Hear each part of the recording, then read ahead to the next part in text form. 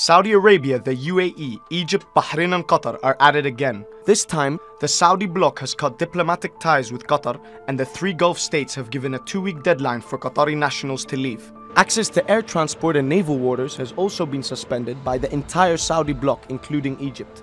So how did this all start? The GCC spat escalated since Donald Trump's visit to Riyadh. The visit was marked by a Saudi-led regional condemnation of Iran. Soon after, statements attributed to Qatari Emir Hamad bin Tamim Al Thani highlighting support for Iran, Hamas, Hezbollah and Israel were publicized. Qatar had confirmed that the statements came as a result of a hack on the state-run media agency QNA. However, the Saudi bloc was quick to react as an outpour of criticism and media censorship ensued. Why is it that Saudi Arabia continues to reject any denial or any public statements from Qatar, whether it's regarding the quotes from the Emir, or even just a month ago when the foreign minister of Qatar came out and said that Qatar never did and never will support the Muslim Brotherhood? Why is it that the Qatari position is so much, public position is so much aligned with Riyadh, yet Riyadh's public position seems to always counter that? The Saudi bloc has officially accused Qatar of harboring a multitude of terrorist and sectarian groups that aim to create instability in the region. But is that really what is going on? Is Qatar really destabilizing the region? Or is this an effort to isolate the country as a result of its defiance of the bloc's own foreign policy? Since the start of the Arab uprisings in 2011, Qatar has chosen different sides than its rivals.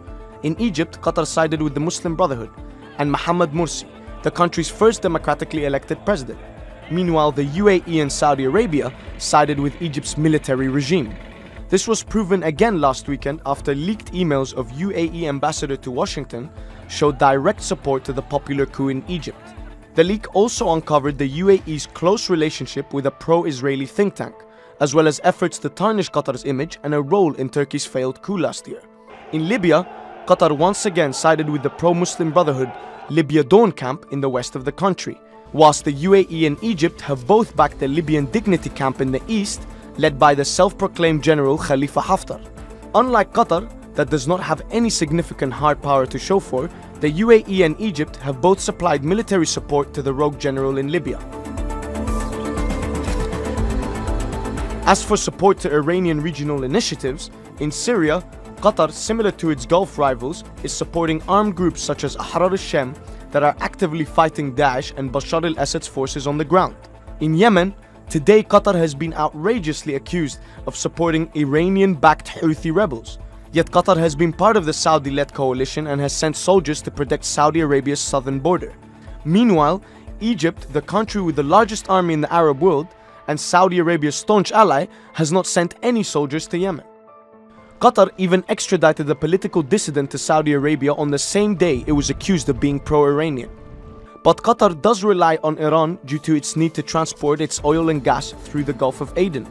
Thus, Qatar has pushed for a less aggressive stance on Iran, but there is no evidence that it has supported, armed or funded any of its proxies. This is not the first time the Gulf Cooperation Council has had overt disagreements over foreign policy, but it seems this has gotten out of hand as a Saudi official has directly threatened the Qatari Emir of sharing the same fate of Mohammed Morsi, who was toppled in 2013. So how far will this spat go? Stay tuned as more of the GCC row unfolds in the next few days.